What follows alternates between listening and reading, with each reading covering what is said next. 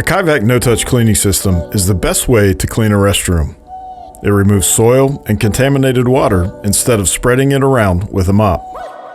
The process starts the moment the operator brings the system to the restroom. First, an automatically diluted cleaning solution is applied to fixtures and floors.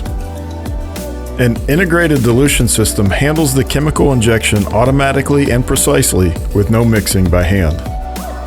Problem areas and grout lines get scrubbed directly when needed. Next, surfaces are power rinsed with a 500 psi indoor pressure washer built for this exact use. That pressure blasts soil off surfaces and rinses them clean in the same motion. The final step is vacuum recovery.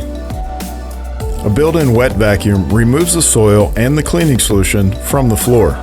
This vacuum extraction leaves floors clean, dry, and ready for immediate use. No wet floor signs and no waiting. No-touch cleaning is scientifically proven to remove 30 to 60 times more soil than traditional cleaning methods. It's also up to 3 times faster because one continuous process replaces scrubbing, rinsing, and mopping separately. That's why no-touch cleaning is the standard the rest of the restroom cleaning industry gets measured against.